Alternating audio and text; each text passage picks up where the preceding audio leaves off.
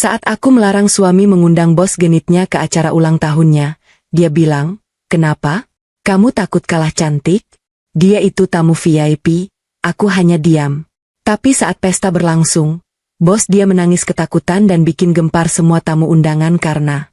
Sebelum cerita dimulai, silakan like dan komen hadir beserta dari kota mana asal kalian. Jangan lupa subscribe channel Sarah Amel supaya kalian tidak ketinggalan video terbaru. Yuk, kita mulai ceritanya. Coret nama perempuan ini dari daftar undangan. "Mas," ucapku pelan namun tegas. Aku menunjuk sebuah nama yang tertulis dengan tinta biru di atas kertas putih daftar tamu. Nama itu berada di urutan paling atas, bahkan lebih tinggi dari nama orang tua Damar sendiri. Hanum, manajer senior, tamu VIP. Damar, suamiku, yang sedang duduk bersandar di sofa sambil menyesap kopi hitamnya, seketika menghentikan gerakannya. Ia meletakkan cangkir itu ke atas meja kaca dengan sedikit kasar hingga terdengar bunyi benturan yang cukup keras. Matanya menatapku dengan tatapan tidak suka, sebuah tatapan yang akhir-akhir ini terlalu sering ia tunjukkan padaku sejak ia diangkat menjadi manajer divisi di perusahaannya. "Apa maksudmu, Cory? Kenapa nama Bu Hanum harus dicoret?" Balasnya dengan nada yang mulai meninggi. Ia melipat tangannya di dada, bahasa tubuh yang jelas-jelas menunjukkan sikap defensif dan arogansi. Aku menarik napas panjang, berusaha menjaga nada suaraku agar tetap stabil. Aku tidak ingin pertengkaran ini menjadi tontonan, meskipun hanya ada kami berdua di ruang keluarga malam ini. "Mas, ini acara ulang tahunmu. Acara keluarga dan teman-teman dekat. Acara makan malam di rumah kita sendiri. Untuk apa kamu mengundang bos perempuanmu itu? Terlebih lagi, kamu menaruh namanya sebagai tamu VIP. Kita tidak butuh tamu VIP di acara syukuran sederhana." Damar mendengus sinis. Ia berdiri dari sofa, membenarkan kerah kemejanya yang sudah kusut setelah seharian bekerja. Sikapnya seolah-olah sedang berhadapan dengan bawahan yang tidak mengerti apa-apa, bukan dengan istrinya sendiri. "Syukuran sederhana katamu? Cory, dengar baik-baik. Aku ini sekarang manajer. Posisi sosialku sudah berubah. Aku bukan lagi staf biasa yang bisa merayakan ulang tahun hanya dengan tiup lilin dan makan tumpeng berdua denganmu di dapur," ucapnya dengan nada merendahkan. "Mengundang Bu Hanum itu adalah bentuk diplomasi. Dia itu bosku. Dia yang punya pengaruh besar di kantor. Kalau dia senang, karirku akan semakin mulus. Kamu sebagai istri seharusnya mendukung, bukan malah merepotkan dengan protes yang tidak masuk akal." Aku menatap mata suamiku dalam-dalam. Dulu, Damar adalah pria yang hangat dan penuh pengertian. Pria yang selalu memelukku sepulang kerja dan mengatakan bahwa rumah adalah tempat terbaiknya. Namun, sejak promosi jabatan 3 bulan lalu, pria di hadapanku ini berubah menjadi sosok yang gila hormat, sombong, dan selalu merasa dirinya paling benar. "Aku selalu mendukung karirmu, Mas. Selalu," kataku, masih berusaha sabar. "Tapi aku tidak buta. Aku bisa melihat bagaimana cara perempuan itu menatapmu. Aku bisa membaca pesan-pesan yang dia kirimkan ke ponselmu di luar jam kerja. Kamu pikir aku tidak tahu?" Wajah Damar sedikit menegang, namun dengan cepat ia kembali memasang topeng angkuhnya. "Pesan apa? Itu urusan pekerjaan. Bu Hanum itu profesional. Kalau dia mengirim pesan malam-malam, itu karena ada urusan proyek yang mendesak. Jangan mulai membawa-bawa pikiran negatifmu ke sini. Proyek mendesak yang mengharuskan dia mengingatkanmu untuk makan malam? Proyek mendesak yang membuatnya mengirimkan emotikon hati di setiap akhir kalimat?" Cecarku. Kesabaranku mulai menipis. "Mas, aku ini istrimu. Firasat seorang istri itu jarang salah. Perempuan itu genit. Dia sengaja mendekatimu, dan anehnya, kamu malah menikmati perhatian itu. Aku tidak mau perempuan seperti itu menginjakkan kakinya di rumahku." Kata "rumahku" meluncur begitu saja dari bibirku. Namun Damar langsung menangkapnya dan memutarnya menjadi senjata untuk menyerangku. "Rumahmu?" Damar tertawa hambar. Tawa yang sangat menyakitkan telinga. "Cory, sadar dirilah sedikit. Rumah ini memang warisan dari almarhum orang tuamu, tapi siapa yang merenovasinya? Siapa yang membayar tagihan listriknya setiap bulan? Siapa yang mengisi perabotannya? Aku. Uang dari hasil keringatku sebagai manajer. Jadi jangan bersikap seolah-olah kamu yang berkuasa di sini hanya karena nama di sertifikat tanahnya adalah namamu." Dengusan kasarku tertahan di tenggorokan. Damar sama sekali tidak tahu fakta yang sebenarnya. Ia tidak tahu apa-apa tentang rumah ini, tentang uang yang ia banggakan, atau tentang siapa aku sebenarnya. Tapi aku menahan diri untuk tidak membalas perkataannya. Aku membiarkan ia melanjutkan omong kosongnya. Bu Hanum akan tetap datang, putus Damar mutlak. Ia mengambil kembali daftar tamu itu dari tanganku dengan kasar. Dia itu orang penting. Tamu VIP. Aku sudah memesan catering terbaik khusus untuk menyambutnya. Aku juga sudah memberitahu teman-teman kantor bahwa bos besar kita akan hadir di rumah ini. Ini masalah harga diri dan kebanggaan. Aku menggelengkan kepala, tidak percaya dengan jalan pikiran pria yang kunikahi ini. Harga diri apa, Mas? Harga diri dengan membiarkan perempuan lain masuk ke rumah tangga kita dan merendahkan istrimu sendiri? Kamu rela menukar perasaan istrimu demi pujian dari bos genitmu itu? Amarah Damar akhirnya meledak. Ia membanting daftar tamu itu ke atas meja. Wajahnya memerah dan urat di lehernya menonjol. Ia melangkah maju, memangkas jarak di antara kami hingga aku bisa mencium aroma kopi dan parfum murahan yang bercampur di kemejanya. Cukup, Cory, bentaknya keras. Suaranya menggema di seluruh sudut ruang keluarga. Aku sudah muak dengan segala kecurigaanmu. Kamu tahu apa masalah utamamu? Kamu itu picik dan kurang pergaulan. Kamu cuma ibu rumah tangga yang kerjanya hanya mengurus dapur dan sumur. Kamu tidak mengerti bagaimana dunia profesional bekerja. Damar menatapku dari atas ke bawah, memberikan tatapan menilai yang sangat merendahkan. Kamu melarang Hanum datang bukan karena kamu khawatir soal karirku. Kamu melarangnya karena kamu sadar diri. Kenapa? Kamu takut kalah cantik dari dia? Kamu takut orang-orang membandingkan istrimu yang penampilannya kumal ini dengan Bu Hanum yang elegan, terawat, dan sukses? Iya. Kalimat itu meluncur tajam seperti belati yang langsung menusuk tepat di ulu hati. Kamu takut kalah cantik? Ruangan itu seketika menjadi hening. Hanya terdengar suara napas Damar yang memburu karena emosi. Ia berdiri di sana, merasa menang karena telah berhasil membungkamku dengan kalimat paling menyakitkan yang pernah ia ucapkan selama 5 tahun pernikahan kami. Aku berdiri mematung. Mataku tidak berkedip menatap pria di hadapanku. Rasa sakit hati yang awalnya membakar dada perlahan-lahan mendingin, berubah menjadi bongkahan es yang membekukan seluruh perasaanku padanya. Hinaan itu adalah batas akhirnya. Semua rasa toleransi, semua rasa maklum, dan semua usahaku untuk mempertahankan ego suamiku hancur lebur detik itu juga. Aku tidak menangis. Anehnya, aku sama sekali tidak ingin menangis. Di saat Damar mengira aku terdiam karena merasa kalah, sesungguhnya aku terdiam karena di dalam kepalaku, sebuah keputusan besar telah diambil dengan sangat bulat. Sandiwaraku sudah selesai. Terserah kamu, Mas, ucapku akhirnya. Suaraku sangat tenang, sedingin es, tanpa ada intonasi marah atau sedih sedikit pun. Kalau kamu memang bersikeras, undang saja dia. Silakan gelar karpet merah untuk tamu VIP MU itu. Aku tidak akan protes lagi. Damar tampak sedikit terkejut dengan perubahan sikapku yang tiba-tiba melunak. Ia mendengus puas, merasa dominasinya sebagai kepala keluarga telah kembali tegak. Bagus. Begitu seharusnya. Jadilah istri yang penurut dan tahu diri. Besok aku ingin kamu membersihkan rumah ini sampai mengkilap.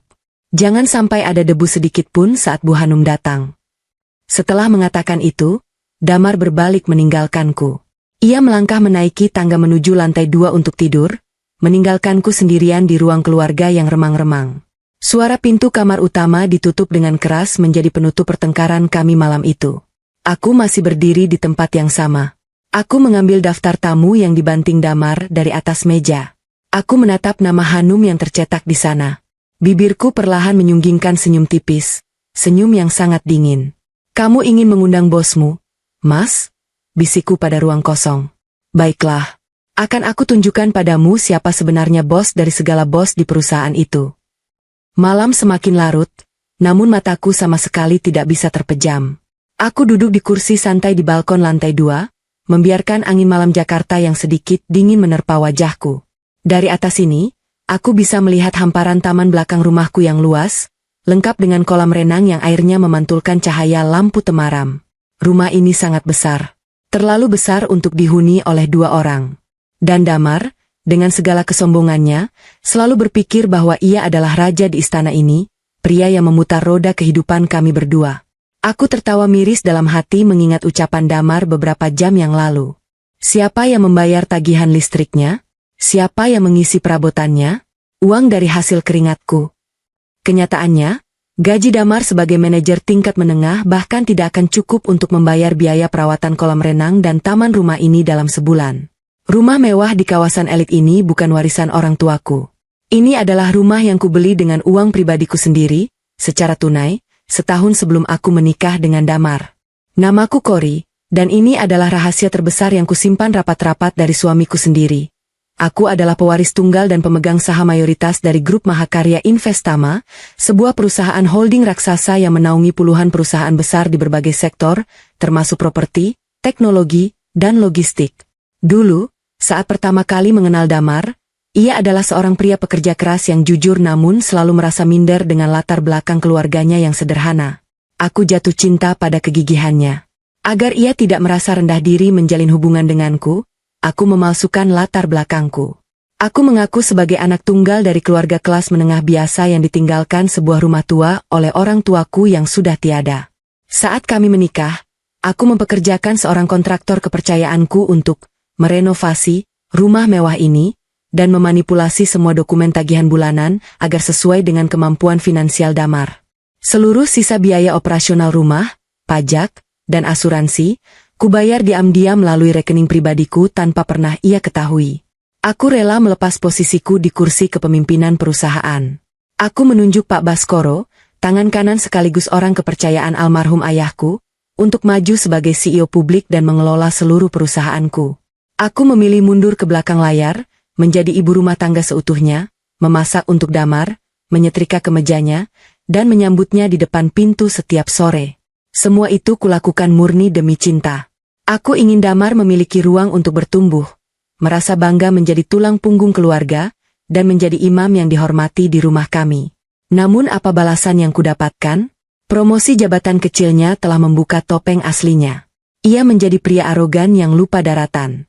Ia merendahkanku, menghinaku, dan yang paling parah, ia bermain api dengan perempuan genit di kantornya dan berniat membawa perempuan itu ke dalam rumahku. Pengorbananku selama 5 tahun ini tidak ada artinya. Aku menyembunyikan mahkotaku hanya agar ia bisa memakai topi kertas yang ia anggap sebagai mahkota raja. Sudah cukup. Toleransiku sudah habis tak bersisa. Aku bangkit dari kursi balkon dan melangkah masuk kembali ke dalam ruangan. Aku berjalan menuju ruang kerjaku yang selalu terkunci. Damar mengira ruangan ini hanyalah gudang tempatku menyimpan barang-barang bekas dan buku-buku lama. Ia tidak pernah tahu bahwa di dalam ruangan inilah urat nadi bisnis raksasaku berdetak. Aku menyalakan lampu, memperlihatkan sebuah meja kerja besar dari kayu jati solid, beberapa monitor komputer kelas atas, dan sebuah brankas yang tertanam di dinding. Aku duduk di kursi kebesaranku, mengambil sebuah ponsel khusus berwarna hitam yang selalu kusimpan di laci terkunci. Ponsel ini hanya memiliki satu daftar kontak. Aku melihat jam di dinding. Pukul 1.30 dini hari. Waktu yang tidak wajar untuk menelepon seseorang, tapi urusan ini tidak bisa menunggu besok. Aku menekan tombol panggil.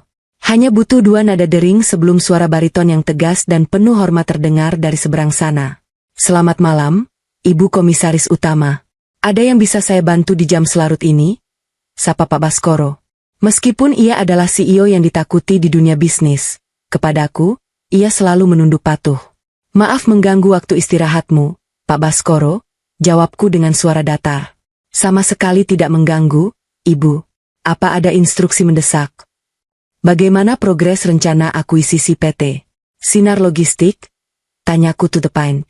PT Sinar Logistik adalah perusahaan tempat Damar dan Hanum bekerja. Sebulan yang lalu, anak perusahaanku memang sedang dalam proses mengambil alih perusahaan tersebut karena masalah finansial internal mereka. Prosesnya sudah mencapai tahap akhir, Ibu. Tim legal kita sedang meninjau dokumen final. Rencananya minggu depan kita akan melakukan penandatanganan dan pengumuman resmi kepada seluruh jajaran direksi dan karyawan mereka. Aku ingin prosesnya dipercepat. Titahku mutlak. Terdengar jeda sejenak di seberang sana. Dipercepat bagaimana, Ibu? Apakah ada kendala dari pihak mereka? Tidak ada kendala. Aku hanya ingin penandatanganan dan peresmian akuisisi itu selesai besok sore. Tidak boleh lebih dari jam 5 sore. Besok sore? Pak Baskoro terdengar sedikit terkejut, namun profesionalitasnya segera mengambil alih. Itu jadwal yang sangat ketat, Ibu. Tim legal harus bekerja lembur malam ini juga untuk menyiapkan segala sesuatunya. Pihak direksi Sinar Logistik juga harus dipaksa hadir besok. Lakukan apapun yang perlu dilakukan, Pak Baskoro. Beri mereka tekanan. Beri kompensasi tambahan untuk tim legal kita. Aku tidak mau tahu, besok sore dokumen akuisisi itu harus sudah sah dan ditandatangani. Perusahaan itu harus resmi menjadi milikku sepenuhnya sebelum matahari terbenam besok. Baik, Ibu Komisaris. Instruksi Anda akan saya laksanakan. Saya akan membangunkan tim sekarang juga, jawab Pak Baskoro tanpa banyak bertanya lagi. Ia tahu, jika aku sudah menggunakan nada bicara seperti ini, berarti keputusanku tidak bisa diganggu-gugat. Satu hal lagi, Pak Baskoro, tambahku sebelum ia menutup telepon. Iya, Ibu. Besok malam, tepat pukul 8, aku mengadakan acara kecil di rumahku. Acara ulang tahun suamiku. Aku ingin kamu datang ke rumahku secara langsung. Tentu, Ibu. Apakah saya perlu menyiapkan kado khusus untuk Bapak Damar? Tidak perlu, jawabku dengan senyum miring yang tidak bisa ia lihat. Kado untuknya sudah kusiapkan sendiri. Kamu hanya perlu datang membawa dokumen final akuisisi tersebut. Bawa dalam map berlogo perusahaan kita yang paling mencolok. Membawa dokumen perusahaan ke acara pribadi? Maaf, Ibu. Apakah ada instruksi khusus yang perlu saya lakukan saat tiba di sana nanti? Pak Baskoro adalah orang yang cerdas. Ia langsung bisa menangkap bahwa ada sesuatu yang tidak biasa dari permintaanku. Saat kamu datang besok malam, suasananya mungkin akan sedikit ramai. Jangan pedulikan siapapun yang menyapamu. Berjalanlah lurus ke arahku, serahkan dokumen itu, dan panggil aku dengan jabatan resmiku di depan semua orang. Keheningan menyelimuti sambungan telepon selama beberapa detik. Pak Baskoro perlahan mulai memahami situasinya. Apakah sudah waktunya, Ibu? Anda ingin membuka identitas Anda di depan Bapak Damar? Ya, jawabku tegas. Waktu bermainnya sudah habis. Besok malam, aku butuh kamu menjadi eksekutor perusahaanku. Saya mengerti, Ibu Komisaris Utama. Semua akan disiapkan sesuai instruksi Anda secara sempurna. Saya akan hadir tepat pukul 8 malam. Terima kasih, Pak Baskoro. Selamat malam. Aku memutuskan panggilan. Aku meletakkan ponsel hitam itu kembali ke dalam laci dan menguncinya. Aku menyandarkan punggungku ke kursi, memutar pandanganku ke sekeliling ruang kerja rahasia ini. Rasanya melegakan. Bertahun-tahun aku menekan diriku sendiri, menyembunyikan taringku demi seorang pria yang ternyata tidak tahu diuntung. Damar ingin sebuah pertunjukan yang megah untuk memuaskan ego dan mencari muka pada bos genitnya itu. Hanum ingin panggung untuk memamerkan kecantikan dan kekuasaannya sebagai seorang atasan. Baiklah, aku akan memberikan panggung yang paling megah untuk mereka berdua besok malam. Namun, mereka tidak tahu bahwa sutradara dari pertunjukan ini adalah diriku. Dan di akhir acara nanti, aku pastikan tidak akan ada tepuk tangan untuk mereka, yang ada hanyalah penyesalan dan kehancuran. Aku mematikan lampu ruang kerja, keluar dengan langkah yang jauh lebih ringan dari sebelumnya. Besok adalah hari yang panjang, dan aku harus bersiap untuk menjadi nyonya rumah yang menyambut tamu VIP dengan sebaik-baiknya. Pagi hari setelah pertengkaran hebat itu terasa sangat canggung, setidaknya bagi Damar. Saat aku menyiapkan sarapan di meja makan, ia keluar dari kamar dengan wajah ditekuk. Ia mengenakan kemeja biru muda favoritnya, kemeja yang dulu kubelikan saat ulang tahun pernikahan kami yang ketiga. Namun pagi ini, ia tidak menatap mataku saat duduk di kursi. Ia hanya menyantap roti bakarnya dalam diam, seolah sedang menunggu aku meminta maaf atas perdebatan semalam. Tentu saja, permintaan maaf itu tidak akan pernah keluar dari bibirku. Aku menuangkan kopi ke cangkirnya dengan gerakan tenang, seolah tidak pernah terjadi apa-apa. Aku bahkan tersenyum tipis saat meletakkan cangkir itu di dekat piringnya. Diminum kopinya, Mas. Nanti siang catering untuk acara malam ini akan datang. Aku sudah menyewa beberapa tenaga tambahan untuk merapikan taman belakang agar pestamu nanti malam sempurna. Mendengar nadaku yang patuh dan tanpa perlawanan, wajah Damar langsung cerah. Senyum angkuhnya kembali menghiasi wajahnya. Ia merasa telah menang telak. Ia berpikir bahwa bentakannya semalam, hinaannya tentang aku yang takut kalah cantik, telah berhasil membungkamku dan membuatku sadar diri akan posisiku sebagai istri yang bergantung padanya. Bagus, jawabnya sambil mengangkat cangkir kopi. Begitu dong, kamu harus belajar menjadi istri seorang manajer. Kamu harus tahu cara menjamu tamu-tamu penting. Dan ingat, pastikan rumah ini bersih. Aku tidak mau ada satupun debu di sofa saat Bu Hanum dan teman-teman kantorku datang nanti malam. Tentu, Mas, jawabku singkat. Aku membalikan badan menuju tempat cuci piring, menyembunyikan senyum sinis yang mulai mengembang di bibirku. Damar berangkat ke kantor dengan langkah ringan dan penuh percaya diri. Ia bahkan sempat menyulkan lagu kecil saat memanaskan mesin mobilnya di garasi. Ia tidak tahu bahwa hari ini adalah hari terakhir ia bisa berangkat kerja dengan kepala tegak. Ia tidak tahu bahwa di gedung pencakar langit tempat perusahaannya berada, sebuah badai besar sedang bergerak cepat untuk menyapu habis karir dan harga dirinya. Tepat pukul 10 pagi, bel rumahku berbunyi. Aku membuka pintu dan mendapati Risa, sahabat karibku sejak masa kuliah, berdiri di sana dengan 2 kantong besar berisi perlengkapan dekorasi pesta. Risa adalah tipe perempuan yang tidak pernah bisa diam. Ia energetik, blak-blakan, dan sangat protektif terhadapku. Cory, astaga, panas sekali di luar, keluhnya sambil menerobos masuk ke dalam rumah. Ia meletakkan kantong-kantong itu di atas meja ruang tamu dan langsung mengusap keringat di dahinya. Ini semua pesananmu. Balon, pita, taplak meja baru, dan lilin aromaterapi. Serius deh, untuk apa sih kamu repot-repot membuat pesta semewah ini untuk Damar? Padahal dia cuma naik jabatan jadi manajer, bukan jadi presiden. Aku tertawa kecil melihat tingkahnya. Aku mengambilkan segelas air es dari dapur dan menyerahkannya pada Risa. Minum dulu, Riz. Jangan marah-marah begitu. Ini kan acara suamiku. Risa menenggak air itu hingga tandas, lalu menatapku dengan tatapan tajam yang penuh selidik. Ia menarik tanganku dan memaksaku duduk di sofa di sebelahnya. Wajahnya tiba-tiba berubah serius, tidak ada lagi nada bercanda dalam suaranya. Cory, kita sudah berteman belasan tahun. Aku tahu kamu luar dalam. Kamu menyembunyikan sesuatu dariku, kan? Tembaknya langsung. Dan aku butuh kejujuranmu sekarang. Kenapa kamu bersikeras mengadakan pesta ini setelah semua rumor yang beredar di luar sana? Aku pura-pura mengerutkan kening. Rumor apa maksudmu? Risa mendengus kesal. Jangan pura-pura bodoh di depanku.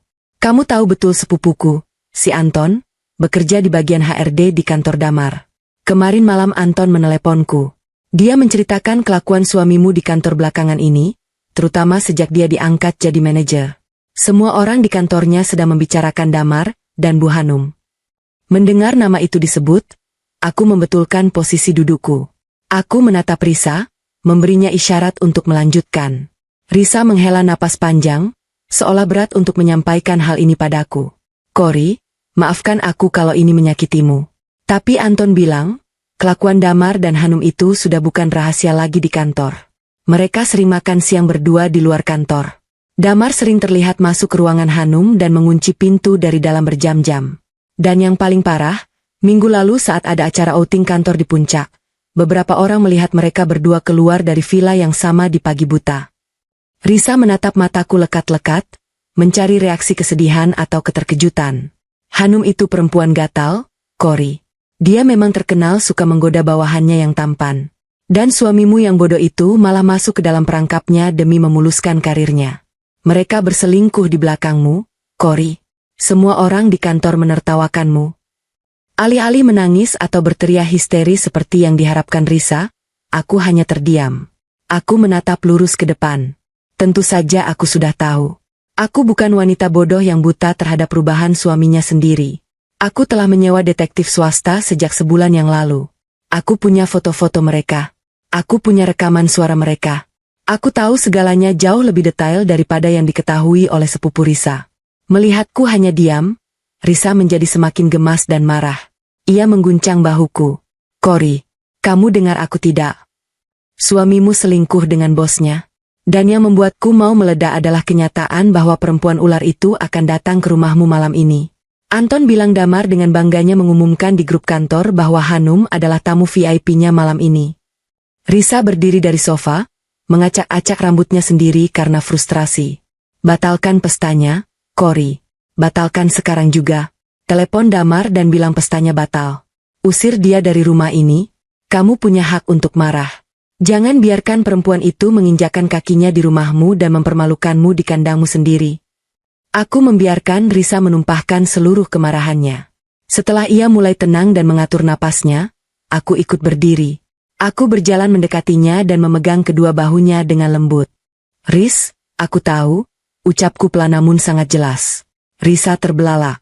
Kamu tahu? Kamu tahu suamimu selingkuh dan kamu tetap membiarkan pesta ini terjadi? Kamu gila, Cory? Di mana harga dirimu? Justru karena aku masih punya harga diri, pesta ini harus tetap berjalan, jawabku dengan senyum yang sangat tipis dan dingin. Aku sudah melarangnya, Riz. Semalam aku meminta Damar mencoret nama Hanum. Tapi dia membentakku. Dia bilang aku kurang pergaulan. Dia bilang aku tidak mengerti dunia profesional. Dan puncaknya, dia bilang aku melarang Hanum datang karena aku takut kalah cantik dari perempuan itu. Risa tersentak mendengarnya. Mulutnya sedikit terbuka, tidak percaya dengan kekurang ajaran Damar. Bajingan itu bilang begitu kepadamu? Desisnya dengan wajah memerah menahan marah. Berani-beraninya dia. Dia tidak tahu kalau baju yang dia pakai, mobil yang dia setir, dan rumah yang dia tempati ini semuanya. SSTT. Aku menaruh telunjuk di bibirku, memotong kalimat Risa sebelum ia keceplosan. Biarkan saja. Biarkan dia merasa di atas angin. Biarkan dia merasa menjadi pria paling hebat malam ini. Aku tidak mengerti jalan pikiranmu, Cory. Kamu mau membiarkan dirimu diinjak-injak malam ini? Tanya Risa dengan nada putus asa. Aku menggeleng pelan. Tidak, Riz. Aku tidak akan diinjak-injak. Aku hanya sedang menyiapkan sebuah panggung. Aku berjalan menuju jendela ruang tamu, menatap ke arah luar. Damar ingin panggung untuk memamerkan kesuksesannya. Hanum ingin panggung untuk memamerkan kekuasaannya sebagai bos. Aku akan memberikan panggung itu kepada mereka malam ini. Panggung yang sangat besar, lengkap dengan lampu sorot dan penonton yang banyak. Risa mengerutkan keningnya, masih belum memahami rencanaku. Lalu, apa yang akan kamu lakukan? Aku menoleh ke arah Risa, menatap matanya dengan tatapan yang tajam dan penuh perhitungan. Aku akan membiarkan mereka naik atas panggung itu, Riz. Aku akan membiarkan mereka menari dan tertawa paling keras. Dan ketika mereka sudah berada di titik paling tinggi, di puncak kebahagiaan mereka, aku akan menghancurkan panggung itu dari bawah kaki mereka. Risa terdiam. Ia menelan ludah melihat ekspresi wajahku. Selama bertahun-tahun mengenalku sebagai perempuan yang lembut dan pemaaf, baru kali ini ia melihat sisi gelapku. Sisi dari seorang ahli waris kerajaan bisnis yang telah dilatih keras oleh mendiang ayahku untuk tidak pernah memberi ampun pada pengkhianat. Riz, aku minta satu hal padamu malam ini. Ucapku, memecah keheningan. Apapun yang terjadi nanti malam, seburuk apapun mereka memperlakukanku, aku minta kamu tetap tenang. Jangan terpancing emosi. Anggap saja kamu sedang memegang tiket VIP untuk menonton sebuah pertunjukan teater yang sangat seru. Risa menghela napas panjang, meresapi setiap kata-kataku. Perlahan, senyum miring muncul di wajahnya. Ia mulai mengerti bahwa aku tidak sedang mengalah, melainkan sedang memasang jerat. Baiklah, Nyonya Besar. Aku tidak tahu apa yang sedang kamu rencanakan, tapi aku percaya padamu. Aku akan membantumu menyiapkan panggung kematian mereka hari ini. Kami pun mulai bekerja. Seharian itu kami sibuk menghias ruang tamu dan taman belakang. Pihak catering datang membawa meja-meja prasmanan mewah dan makanan yang sangat mahal. Uang yang kugunakan untuk membayar catering ini berkali-kali lipat dari gaji sebulan Damar, tapi aku menyuruh pihak catering untuk memanipulasi bonnya jika Damar bertanya. Menjelang sore, ponselku yang ada di saku bergetar. Sebuah pesan masuk. Aku membuka layar dan melihat nama Pak Baskoro tertera di sana. Ibu Komisaris, proses akuisisi PT Sinar Logistik sudah rampung 100%. Direksi mereka terpaksa menandatangani dokumen final sore ini juga setelah kami menekan mereka dengan ancaman penarikan dana talangan. Perusahaan itu kini resmi berada di bawah naungan grup Mahakarya Investama. Saya akan hadir di kediaman ibu tepat pukul 20 malam ini membawa dokumen aslinya. Aku membaca pesan itu 2 kali untuk memastikan. Jantungku berdetak sedikit lebih cepat, bukan karena gugup, melainkan karena antisipasi yang luar biasa. Semuanya berjalan sesuai rencana. Senjata pamungkasku sudah diisi peluru dan siap ditarik pelatuknya. Aku membalas pesan itu dengan singkat. Kerja bagus, Pak Baskoro. Jangan sampai terlambat 1 menit pun. Berdandanlah dengan setelan jas terbaikmu. Malam ini, kita akan melakukan pembersihan. Aku memasukkan kembali ponselku ke dalam saku. Aku menatap dekorasi ruang tamu yang sudah selesai. Lampu-lampu kecil berkedip indah. Meja makan tertata rapi. Semuanya terlihat sempurna untuk sebuah perayaan. Panggungnya sudah siap, Mas Damar, gumamku dalam hati. Sekarang, bawalah tamu VIP MU itu ke sini. Waktu menunjukkan pukul 7 malam. Langit Jakarta sudah sepenuhnya gelap, digantikan oleh temaram lampu kota. Di rumahku, suasana sudah mulai terasa hidup. Musik instrumental yang lembut mengalun dari pengeras suara di sudut ruangan. Aroma harum dari hidangan daging panggang dan sup asparagus menyelimuti udara. Damar pulang dari kantor 1 jam yang lalu. Ia langsung masuk ke kamar, mandi, dan menghabiskan waktu lama di depan cermin. Ketika ia turun dari tangga, ia mengenakan setelan jas abu-abu yang pas di badannya, dipadukan dengan kemeja putih dan dasi merah marun. Rambutnya disisir rapi menggunakan pomade, membuatnya terlihat klimis dan necis. Ia benar-benar berdandan maksimal malam ini, seperti seekor merak jantan yang siap memamerkan bulu-bulunya. Ia berjalan ke arahku yang sedang menatap piring di meja prasmanan. Aku mengenakan gaun selutut berwarna krem polos. Gaun ini memang terlihat sederhana dan tidak mencolok, tanpa payet atau hiasan berlebihan. Namun Damar tidak tahu bahwa gaun polos ini adalah rancangan desainer butik eksklusif di Paris yang harganya setara dengan harga mobil yang ia cicil setiap bulan. Di mata Damar yang hanya menilai barang dari logo merek yang terpampang besar, penampilanku malam ini dianggap murahan. Damar menatapku dari atas ke bawah. Alisnya berkerut tanda tidak suka. Kamu tidak punya baju lain, Cory? Ini acaraku, acara penting. Kenapa kamu pakai baju yang warnanya pucat begitu? Kamu terlihat seperti pelayan catering, bukan nyonya rumah. Aku menahan diri untuk tidak mendecakkan lidah. Aku menunduk sedikit, memainkan peran sebagai istri penurut. Maaf, Mas. Aku merasa gaun ini paling nyaman dipakai untuk bergerak. Kan malam ini aku harus banyak mengurus makanan untuk tamu-tamu. Damar mendengus kasar. Ya sudahlah, percuma juga menyuruhmu dandan. Yang penting kamu pastikan piring-piring ini tidak pernah kosong. Dan ingat, kalau Bu Hanum datang, kamu harus langsung menyambutnya. Jangan membuatku malu. Iya, Mas, jawabku pelan. Tak lama setelah itu, tamu-tamu mulai berdatangan. Sebagian besar adalah teman-teman satu divisi Damar, bawahan-bawahannya, dan beberapa manajer dari divisi lain. Ada juga beberapa tetangga yang kami kenal. Suasana rumah yang tadinya tenang kini berubah riuh oleh suara obrolan dan tawa. Aku berdiri di sudut ruangan, di dekat meja minuman, memantau situasi. Risa ada di dekatku, mengenakan gaun biru gelap yang elegan. Ia terus-menerus menatap tajam ke arah Damar yang sedang sibuk bercengkerama dengan teman-teman kantornya di tengah ruangan. Damar sedang berada di elemennya. Ia tertawa keras, menepuk bahu rekan-rekannya, dan berbicara dengan nada suara yang sengaja dikeraskan agar semua orang mendengarnya. Ya begitulah, bro. Tanggung jawab sebagai manajer memang berat, tapi ya harus dijalani. Kudengar Damar berbicara pada salah satu temannya. Syukurlah karirku lancar. Buktinya aku bisa membeli rumah sebesar ini untuk istriku. Kalian tahu kan harga properti di kawasan ini? Gila-gilaan. Aku melihat beberapa teman kantornya mengangguk kagum, menatap sekeliling rumahku dengan pandangan takjub. Namun, aku juga menangkap beberapa tatapan aneh dan bisik-bisik dari beberapa karyawan perempuan yang tahu betul tabiat Damar di kantor. Mereka melirik ke arahku dengan tatapan kasihan. Mereka pasti tahu soal rumor perselingkuhan itu. Lihat si brengsek itu, bisik Risa di telingaku. Giginya gemeretak menahan marah. Berani-beraninya dia mengklaim rumahmu sebagai hasil keringatnya. Aku rasanya ingin menyiramkan es sirup ini ke wajahnya. Tenang, Riz. Tahan dirimu, balasku pelan sambil menuangkan air ke dalam gelasku. Waktunya belum tiba. Tepat pada pukul 8 malam, sebuah mobil sedan BMW berwarna putih mengilap berhenti tepat di depan pagar rumah yang terbuka. Suara mesin mobil itu cukup halus, namun entah mengapa kehadirannya langsung menyita perhatian beberapa orang yang berdiri di teras. Pintu kemudi terbuka, dan turunlah seorang wanita. Itu dia, Hanum, sang tamu VIP. Hanum melangkah masuk ke halaman rumahku seolah-olah ia sedang berjalan di atas panggung peragaan busana. Ia mengenakan gaun merah menyala yang sangat pas di badan, dengan belahan di bagian paha yang cukup tinggi. Sepatu hak tingginya berbunyi nyaring beradu dengan lantai marmer teras. Rambutnya diblow rapi, dan wajahnya dipulas riasan tebal yang menonjolkan lipstik merah marun di bibirnya. Aroma parfum mewah yang sangat menyengat langsung menguar, mengalahkan aroma makanan di ruangan itu. Penampilannya sangat mencolok.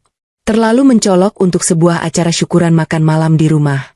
Ia tampak seperti ingin pergi ke klub malam mewah daripada ke rumah bawahannya. Kedatangan Hanum membuat suasana ruangan mendadak hening sejenak. Semua mata tertuju padanya. Beberapa istri dari rekan kerja Damar langsung menatap sinis, sementara para pria menatap dengan tatapan tak berkedip. Damar, yang sedang berbicara dengan temannya, langsung menghentikan kalimatnya saat melihat Hanum di ambang pintu. Matanya berbinar terang. Ia setengah berlari meninggalkan teman-temannya untuk menyambut sang bos. Bu Hanum, akhirnya ibu datang juga. Sapa Damar dengan senyum yang begitu lebar hingga matanya hampir menyipit. Suaranya terdengar sangat manis, jauh berbeda dengan nada suaranya saat berbicara denganku pagi tadi. Hanum tersenyum lebar, senyum yang sangat menggoda. Ia tidak mengulurkan tangan untuk bersalaman, melainkan langsung mencondongkan tubuhnya dan melakukan cipika-cipiki dengan Damar. Sangat dekat. Sangat intim. Di depan semua tamu, dan tentu saja, di depanku. Selamat ulang tahun, Damar, ucap Hanum dengan suara manja yang sengaja dibuat-buat. Tangannya dengan santai mengusap lengan jas Damar. Maaf ya aku datang sedikit terlambat. Jalanan macet sekali. Wow, rumahmu ternyata lumayan juga ya. Ah, tidak apa-apa, Bu. Kehadiran ibu adalah kehormatan besar untuk acara kecil saya ini, jawab Damar sambil sedikit membungkuk. Mari, Bu, silakan masuk. Saya sudah siapkan tempat duduk paling nyaman untuk ibu. Damar menuntun Hanum masuk ke tengah ruangan bagaikan seorang pengawal yang sedang mengawal ratunya. Mereka berdua sama sekali tidak menoleh ke arahku yang berdiri tak jauh dari pintu. Damar benar-benar mengabaikan eksistensiku sebagai nyonya rumah. Hanum melangkah dengan penuh percaya diri. Matanya menyapu seluruh ruangan, menilai perabotan dan dekorasi rumahku dengan tatapan meremehkan. Ketika tatapannya akhirnya berhenti padaku, senyum di bibirnya berubah menjadi seringai tipis yang merendahkan. Ia melepaskan tangannya dari lengan Damar dan berjalan menghampiriku. Damar mengekor di belakangnya dengan raut wajah sedikit tegang, mungkin khawatir aku akan membuat keributan. Hanum berdiri tepat di depanku. Ia menatapku dari ujung rambut hingga ujung kaki. Tatapannya berhenti sejenak pada gaun krem polos yang kukenakan, lalu ia terkekeh pelan. Tawa yang sangat menghina. Oh, jadi ini yang namanya Kori? Sapa Hanum dengan nada tinggi yang sengaja dikeraskan agar orang-orang di sekitar kami mendengarnya. Ia tidak mengulurkan tangannya. Damar banyak cerita tentang kamu di kantor. Katanya kamu sangat rajin mengurus rumah. Pantas saja penampilanmu ya, sangat mencerminkan ibu rumah tangga yang sibuk di dapur. Kata-kata itu diucapkan dengan nada ramah yang palsu, tapi semua orang di ruangan itu tahu maknanya adalah sebuah hinaan telak. Risa yang berdiri di sebelahku langsung maju satu langkah. Matanya menyala marah. Permisi, Tante. Setidaknya baju sahabat saya ini sopan dipakai untuk acara keluarga, bukan seperti mau pergi ke tempat diskotik. Wajah Hanum langsung mengeras. Matanya melotot menatap Risa. Siapa kamu berani bicara begitu padaku? Saya sahabatnya, yang jijik melihat tingkah laku. Risa, sudah? Potong Damar dengan suara keras. Ia melangkah maju menutupi Hanum, menatap Risa dengan sorot mata penuh peringatan. Lalu ia beralih menatapku dengan amarah yang tertahan. Kori, jaga temanmu ini. Bu Hanum ini tamu kehormatanku. Bosku, kalau kalian berdua tidak bisa bersikap sopan, lebih baik kalian diam di dapur. Aku menarik tangan Risa yang sudah mengepalkan tinjunya. Aku menggelengkan kepala padanya, memberinya isyarat untuk mundur. Mengikuti skenarioku, aku menundukkan wajahku, memasang raut muka sedih dan ketakutan. Aku memainkan peran istri yang tertindas dengan sangat sempurna. Maafkan Risa, Mas. Maafkan aku, Bu Hanum, ucapku dengan suara bergetar yang kubuat-buat. Melihatku menunduk dan mengalah, Hanum kembali tersenyum penuh kemenangan. Ia merasa kekuasaannya mutlak di ruangan ini. Ia melipat tangannya di dada, merasa dirinya adalah wanita paling cantik, paling berkuasa, dan paling diinginkan oleh suamiku. Ya sudahlah, Damar, tidak usah diperpanjang. Namanya juga orang kurang pergaulan. Wajar kalau etiketnya kurang. Ucap Hanum dengan nada memaafkan yang dibuat-buat, sambil mengibaskan tangannya seolah sedang mengusir lalat. Ia lalu menatapku dengan pandangan memerintah. Kori, tenggorokanku kering sekali setelah menyetir ke sini. Tolong ambilkan aku segelas jus jeruk nipis. Pastikan esnya jangan terlalu banyak, dan gulanya sedikit saja. Dan sekalian tolong ambilkan tisu basah, udara di rumahmu ini rasanya sedikit pengap. Ia memerintahku. Di rumahku sendiri. Di depan semua tamu. Beberapa tamu terkesiap mendengar perintah arogan itu. Bisik-bisik mulai terdengar semakin kencang. Mereka melihat bagaimana seorang bos perempuan memperlakukan istri tuan rumah seperti seorang pelayan catering bawahan. Damar, alih-alih membelaku, malah mengangguk setuju. Iya, Cory, cepat ambilkan pesanan Bu Hanum. Jangan sampai tamu kita kehausan. Risa mencengkeram lenganku dengan keras, napasnya memburu menahan emosi yang hampir meledak. Tapi aku hanya menepuk tangan Risa pelan. Aku mengangkat wajahku dan menatap Hanum. Tidak ada lagi raut ketakutan di wajahku. Mataku menatapnya dengan tatapan kosong yang sangat dingin. Baik, Bu Hanum, kataku pelan. Akan saya ambilkan minuman untuk Anda. Nikmatilah waktumu malam ini. Aku berbalik dan berjalan menuju dapur. Sambil melangkah, aku melirik jam dinding besar di ruang tengah. Pukul 19.55 waktu Indonesia Barat. Tinggal 5 menit lagi. 5 menit sebelum panggung megah yang dikuasai oleh Hanum dan Damar ini akan kuruntuhkan hingga tak bersisa. Aku tersenyum di sepanjang langkahku menuju dapur. Pertunjukan yang sesungguhnya akan segera dimulai. Dapur rumahku terasa seperti dunia yang berbeda dibandingkan dengan ruang tamu yang bising oleh tawa palsu dan alunan musik. Di sini sepi, hanya ada suara dengungan pelan dari kulkas besar 2 pintu. Aku berdiri di depan pantry, mengiris jeruk nipis dengan gerakan perlahan dan penuh perhitungan. Risa menyusulku ke dapur dengan napas memburu. Wajah sahabatku itu merah padam, urat di lehernya tercetak jelas. Ia membanting pintu dapur hingga tertutup rapat, memastikan suara kami tidak terdengar keluar. Kamu benar-benar sudah gila, Cory, desis Risa tertahan. Ia berjalan mondar-mandir di ruang sempit antara meja island dan kabinet dapur. Kamu mau saja disuruh-suruh oleh perempuan murahan itu? Dia itu cuma tamu, Cory. Tamu tak diundang yang berniat merebut suamimu. Dan suamimu yang bodoh itu malah mengamini kelakuannya. Di mana akal sehatmu? Aku tidak menjawab langsung. Aku memeras jeruk nipis itu ke dalam gelas kristal, menambahkan sedikit gula cair, lalu memasukkan beberapa bongkah es batu. Suara dentingan es batu yang beradu dengan kaca terdengar nyaring. Aku menguji batasnya. Riz, jawabku tenang sambil mengaduk minuman itu. Aku ingin melihat, sampai di titik mana suamiku rela membuang harga diri istrinya demi perempuan itu. Dan ternyata, dia rela membuangnya sampai ke dasar jurang yang paling dalam. Risa menghentikan langkahnya dan menatapku dengan sorot mata campur aduk antara marah, kasihan, dan tidak percaya. Cory, aku ini sahabatmu. Aku tidak sanggup melihatmu direndahkan di depan orang banyak. Teman-teman kantor Damar melihat semuanya. Istri-istri mereka berbisik membicarakanmu. Kamu mengerti tidak betapa memalukannya situasi ini. Aku mengambil selembar tisu basah beraroma lemon, menaruhnya di atas nampan kecil berwarna perak, lalu meletakkan gelas jus jeruk nipis itu di sebelahnya.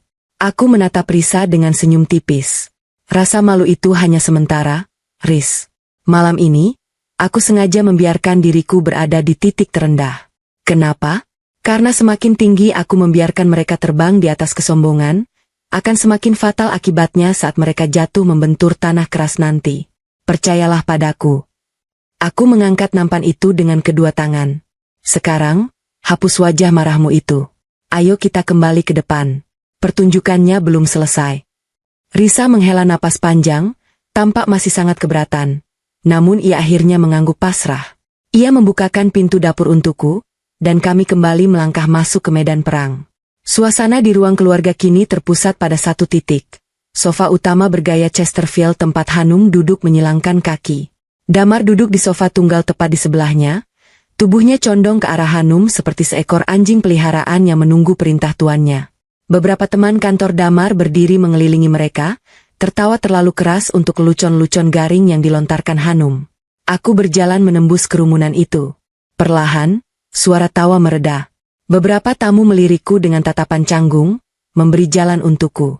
Ini minumannya, Bu Hanum, ucapku pelan, menyodorkan nampan perak itu ke hadapannya. Hanum menghentikan obrolannya. Ia menatap gelas itu, lalu menatapku. Tangannya yang dihiasi kuku palsu panjang berwarna merah menyala mengambil gelas tersebut.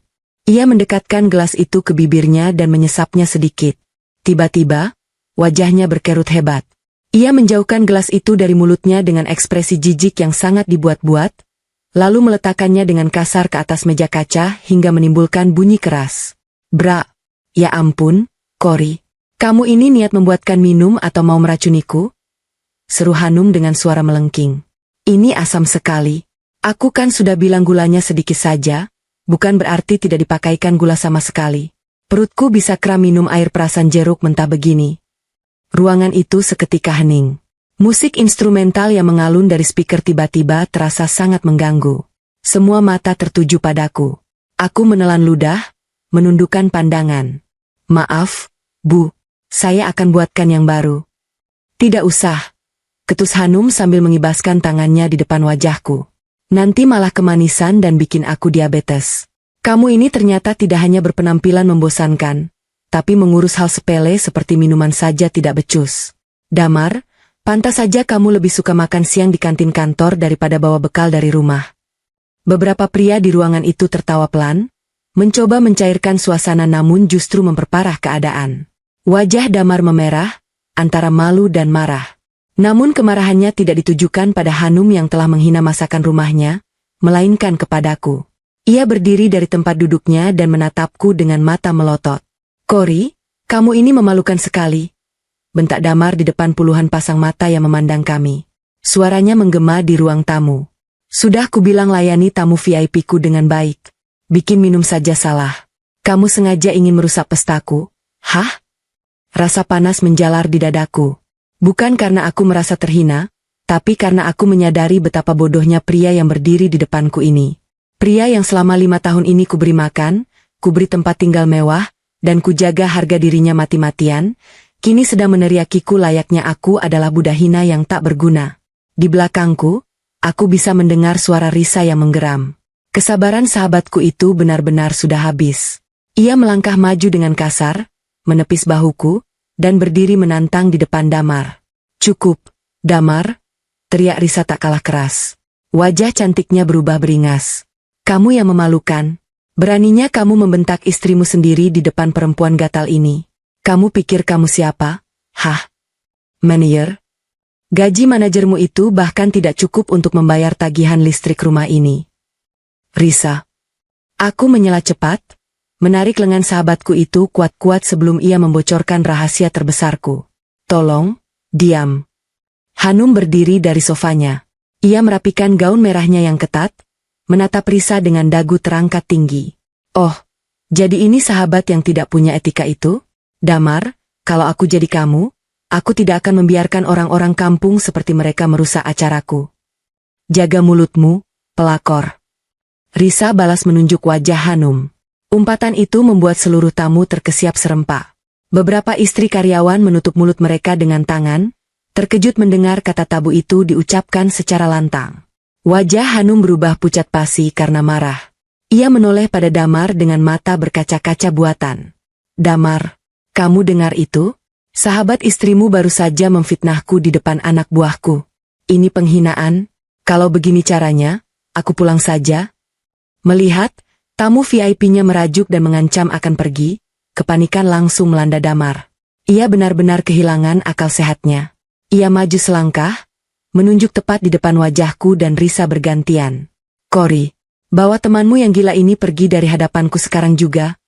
Bentak Damar dengan urat leher yang menonjol. Napasnya memburu. Tolong jangan ganggu pestaku. Aku sudah muak melihat wajah kalian berdua. Masuk ke dapur atau ke halaman belakang sana. Jangan muncul lagi di ruang tamu sampai acaraku selesai. Atau sekalian saja kalian berdua pergi dari rumah ini. Keheningan yang mematikan turun menyelimuti ruangan. Tidak ada satupun tamu yang berani bersuara. Mereka semua tahu bahwa mengusir istri dari ruang tamunya sendiri di depan banyak orang adalah bentuk penghinaan paling tinggi dalam sebuah rumah tangga. Aku menatap Damar lekat-lekat. Matanya dipenuhi kebencian dan rasa malu yang salah tempat. Ia telah membuat pilihannya. Di persimpangan antara menjaga kehormatan istrinya atau menjilat bosnya, ia memilih opsi kedua dengan sangat mantap.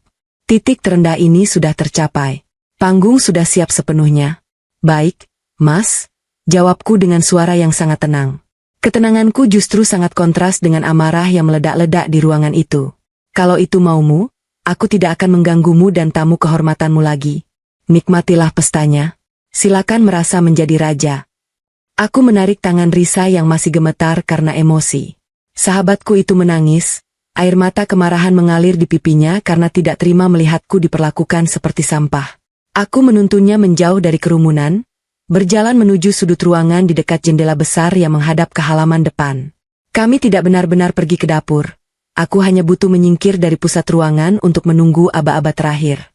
Dari sudut ini, aku melihat Damar langsung meminta maaf berkali-kali kepada Hanum, membungkuk-bungkuk seperti pelayan rendahan. Hanum tersenyum puas, kembali duduk di sofanya dengan gaya arogan yang semakin menjadi-jadi. Ia merasa telah memenangkan pertarungan mutlak malam ini. Ia telah berhasil mengusir sang istri sah dan menguasai sang suami beserta rumahnya. Aku menatap jam di pergelangan tanganku. Pukul 19.59 waktu Indonesia Barat. Kori, kenapa kamu membiarkannya? Isak Risa pelan di sampingku.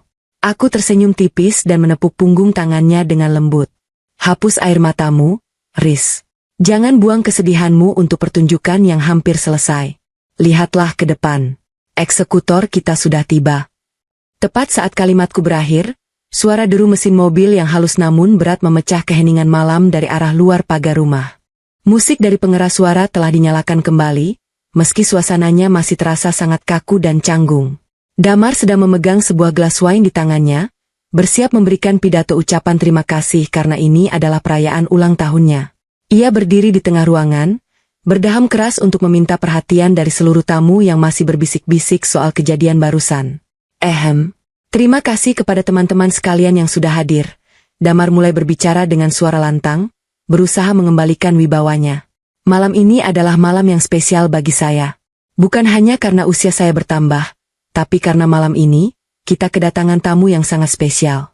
Orang yang telah membimbing saya, membuka jalan untuk karir saya, dan menjadi inspirasi bagi kita semua di PT Sinar Logistik. Mari kita beri tepuk tangan untuk Ibu Hanum. Damar mengangkat gelasnya ke arah Hanum. Beberapa bawahan Damar ikut bertepuk tangan dengan canggung. Hanum tersenyum angkuh, mengibaskan rambutnya, dan mengangkat gelasnya sedikit. Namun, tepuk tangan itu tidak bertahan lama. Perhatian orang-orang di ruangan itu tiba-tiba teralihkan oleh sesuatu yang terjadi di luar. Cahaya terang dari lampu utama sebuah mobil menyapu jendela kaca ruang tamu. Suara ban tebal yang melindas kerikil di jalanan depan rumah terdengar jelas. Sebuah mobil sedan super mewah berukuran sangat panjang, sebuah Mercedes Maybach S-Class berwarna hitam legam, berhenti dengan mulus tepat di depan pagar rumahku yang terbuka lebar. Kemewahan mobil itu begitu kontras dengan deretan mobil kelas menengah milik tamu-tamu Damar yang terparkir sembarangan di bahu jalan. Mobil itu memancarkan aura kekuasaan dan intimidasi murni. Beberapa tamu yang berdiri di dekat jendela langsung berdesakan untuk melihat keluar. Bisik-bisik seketika meledak. Kali ini dengan nada penuh keheranan dan takjub. Gila, itu mobil siapa? Maybach, bro? Plat nomornya RI atau nomor khusus itu? Bos pejabat mana yang datang ke sini? Damar ngundang siapa lagi sih? Pejabat kementerian? Mendengar kasak-kusuk itu, Damar menghentikan pidatonya. Ia mengerutkan kening, meletakkan gelas wine-nya di atas meja, dan berjalan mendekati pintu depan dengan langkah ragu. Ia bingung, karena daftar tamu yang ia buat tidak mencakup siapapun yang memiliki kapasitas finansial untuk menaiki mobil seharga puluhan miliar tersebut. Hanum yang penasaran ikut berdiri dan berjalan menyusul Damar ke arah pintu terbuka. Pintu penumpang bagian belakang mobil hitam itu terbuka. Seorang pria berseragam jas rapi, kemungkinan besar asisten atau ajudan, keluar lebih dulu dan menahan pintu. Dari dalam mobil, melangkahlah keluar seorang pria parubaya dengan aura wibawa yang luar biasa. Pria itu mengenakan setelan jas bespoke berwarna navy blue dengan potongan yang sempurna, rambutnya yang mulai memutih disisir sangat rapi ke belakang. Di tangan kanannya, ia memegang sebuah map kulit tebal berwarna coklat tua dengan embos logo emas besar di bagian depannya, Grup Mahakarya Investama. Pria itu berjalan memasuki halaman rumahku dengan langkah tegap dan perlahan, diikuti ajudannya di belakang. Setiap langkah sepatunya seolah menyedot oksigen dari ruangan. Saat pria itu melangkah melewati ambang pintu rumahku, suasana ruang tamu yang tadinya ramai berubah sunyi senyap seolah ada seseorang yang menekan tombol mute. Tidak ada yang berani bersuara. Musik dibiarkan mengalun, namun tak ada yang mempedulikannya. Damar terbelalak. Wajahnya yang tadinya kemerahan karena alkohol dan amarah kini berubah pucat pasi dalam hitungan detik. Matanya melebar seakan melihat hantu. Ia tahu betul siapa pria yang berdiri di depannya ini. Wajah pria itu sering terpampang di majalah bisnis nasional dan layar televisi sebagai salah satu konglomerat paling berpengaruh di negeri ini. Pak Baskoro? Suara Damar terdengar bergetar, nyaris seperti cicitan tikus. Ia menelan ludah dengan susah payah. CEO Grup Mahakarya? Mendengar nama itu disebut, Hanum yang berdiri di samping Damar ikut tersentak hebat. Ia tentu saja tahu siapa Pak Baskoro. Sejak sebulan lalu, desas-desus bahwa perusahaan tempat mereka bekerja, PT Sinar Logistik, sedang dalam proses akuisisi oleh raksasa bisnis Grup Mahakarya sudah menjadi rahasia umum di tingkat manajerial.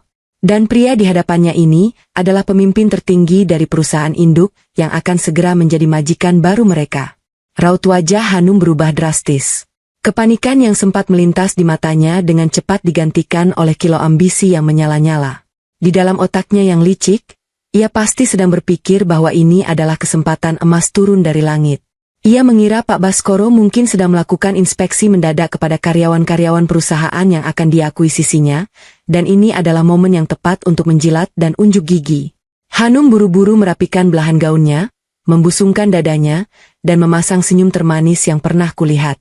Ia melangkah maju melewati Damar, mengabaikan suamiku seolah Damar hanyalah pajangan pintu. Selamat malam, Bapak Baskoro, sapa Hanum dengan suara lantang dan ceria yang memecah keheningan. Ia merentangkan tangannya sedikit, mencoba tampil ramah dan profesional di saat bersamaan. Suatu kehormatan luar biasa Bapak berkenan mampir ke acara sederhana bawahan kami ini. Saya Hanum, manajer senior dari PT Sinar Logistik. Kami sudah mendengar kabar baik tentang akuisisi perusahaan kita, dan saya secara pribadi sangat mengagumi gaya kepemimpinan Bapak di Grup Mahakarya. Hanum terus mengoceh, memamerkan posisinya sambil mengulurkan tangan kanannya untuk bersalaman dengan Pak Baskoro. Ia tampak sangat percaya diri bahwa pesona dan jabatannya akan membuat pria berkuasa itu terkesan. Damar yang berdiri di belakang Hanum tampak kebingungan harus berbuat apa. Ia mencoba ikut tersenyum dan mengangguk-angguk canggung, berharap mendapatkan percikan kebaikan dari sang CEO raksasa.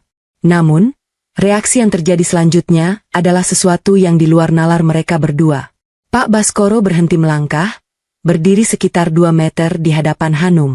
Wajahnya sedingin bongkahan es di kutub utara. Ia menatap Hanum dari atas ke bawah hanya selama 2 detik, tatapan yang syarat akan kejijikan dan ketidakpedulian mutlak. Ia sama sekali tidak menyambut uluran tangan Hanum. Jangankan membalas sapaannya, Pak Baskoro bahkan tidak membuka mulutnya untuk merespons satu kata pun. Ia membiarkan tangan Hanum menggantung konyol di udara. Senyum di bibir Hanum mulai kaku. Tangannya perlahan turun. Rasa malu mulai merayap di wajahnya yang dipenuhi riasan tebal itu. Tanpa mempedulikan keberadaan Hanum dan Damar yang mematung di depannya, Pak Baskoro mengalihkan pandangannya. Mata elangnya yang tajam menyapu seluruh penjuru ruang tamu, mencari sosok yang menjadi alasan utamanya datang ke tempat ini. Tatapan Pak Baskoro akhirnya berhenti di sudut ruangan dekat jendela, tempat aku berdiri dengan tenang mengenakan gaun krem polosku. Ketika mata kami bertemu, ekspresi keras di wajah Pak Baskoro seketika melunak. Aura intonasi dominannya memudar, digantikan oleh rasa hormat yang sangat dalam. Ia mengangguk kecil ke arahku. Lalu, tanpa menoleh lagi pada Hanum maupun Damar, Pak Baskoro melangkah maju. Ia berjalan lurus, membelah kerumunan tamu yang dengan sendirinya menyingkir untuk memberinya jalan. Langkahnya mantap, menggema di atas lantai marmer rumahku. Semua mata, termasuk mata Hanum, Damar, dan para tamu yang tercengang, mengikuti arah langkah sang CEO. Mereka menoleh ke sudut ruangan, menatap bingung ke arah wanita yang beberapa menit lalu baru saja dibentak dan diusir dari ruang tamunya sendiri. Pak Baskoro akhirnya berhenti tepat 1 meter di depanku. Risa yang berada di sampingku menahan napas. Aku sendiri berdiri tegak, melepaskan topeng istri penurutku, dan membiarkan aura asliku sebagai seorang pewaris kerajaan bisnis memancar keluar. Aku menatap lurus ke mata pria parubaya kepercayaanku itu. Keheningan di ruangan itu begitu pekat hingga suara jarum jatuh pun akan terdengar. Lalu, di hadapan puluhan pasang mata yang membelalak lebar, pria paling berkuasa di ruangan itu membungkukkan badannya. Bukan sekadar anggukan sopan, melainkan sebuah bungkukan hormat 90 derajat yang hanya diberikan kepada seseorang dengan kasta tertinggi. Ketika ia mengangkat kembali wajahnya, Pak Baskoro menyodorkan map kulit berlogo emas itu kepadaku dengan kedua tangannya. Suaranya yang berat, tegas, dan penuh wibawa menggema memecah kesunyian malam. Sesuai instruksi Anda, seluruh proses akuisisi telah kami rampungkan malam ini juga. Perusahaan mereka resmi berada di bawah kendali kita, ucap Pak Baskoro lantang, memastikan setiap silabel terdengar jelas oleh semua orang di ruangan itu. Ia mundur selangkah, kembali menundukkan kepalanya dalam-dalam, dan mengucapkan kalimat yang akan menjadi awal kehancuran musuh-musuhku. Selamat malam, Ibu Komisaris Utama. Dokumen final menunggu tanda tangan Anda. Kalimat sakti itu menggantung di udara. Selamat malam, Ibu Komisaris Utama. Dokumen final menunggu tanda tangan Anda. Waktu seolah berhenti berdetak di ruang tamu rumahku. Alunan musik jazz instrumental yang masih mengalun dari pengeras suara kini terdengar bagaikan musik pengiring kematian. Tidak ada satupun tamu yang berani bernapas dengan normal. Udara mendadak terasa begitu berat, seolah gravitasi di ruangan ini meningkat 10 kali lipat. Puluhan pasang mata menatapku dengan sorot yang sulit digambarkan. Ada keterkejutan yang luar biasa, ada ketidakpercayaan, ada kebingungan, dan ada ketakutan yang merayap perlahan. Aku tidak langsung menjawab. Aku membiarkan keheningan itu mencekik mereka semua. Aku menikmati setiap detik dari perubahan ekspresi di wajah orang-orang yang merendahkanku malam ini. Pandanganku menyapu ruangan, melewati wajah-wajah tamu yang pucat, hingga akhirnya berhenti pada dua sosok utama yang menjadi bintang dalam pertunjukan ini, Hanum dan Damar. Hanum, sang tamu VIP, yang beberapa menit lalu bertingkah layaknya ratu penguasa dunia, kini terlihat seperti manekin rusak. Mulutnya terbuka setengah, matanya membelalak lebar hingga urat-urat merah di matanya terlihat. Napasnya tersengal-sengal, dadanya naik turun dengan tidak beraturan. Lipstik merah marun yang tadi terlihat elegan kini justru membuatnya tampak seperti badut yang salah panggung. Kedua kaki Hanum yang dibalut sepatu hak tinggi mahal itu mulai gemetar hebat. Ia mencoba melangkah mundur, namun kakinya kehilangan tenaga. Tubuhnya limbung. Jika ia tidak segera berpegangan pada sandaran sofa di dekatnya, ia pasti sudah jatuh tersungkur ke lantai marmer. Tangannya mencengkeram kain sofa itu erat-erat, buku-buku jarinya memutih. Sementara itu, Damar, suamiku tersayang. Pemandangan wajahnya saat ini adalah bayaran yang sepadan untuk semua air mata yang kutahan selama berbulan-bulan. Wajahnya yang tadinya merah karena alkohol dan kesombongan kini berubah pucat seputih kertas. Keringat dingin sebesar biji jagung mulai bermunculan di dahi dan pelipisnya. Mulutnya membuka dan menutup seperti ikan yang kehabisan air, namun tak ada satupun suara yang keluar dari tenggorokannya. Otaknya sedang mengalami korsleting hebat, menolak memproses informasi yang baru saja disajikan mentah-mentah di depan matanya.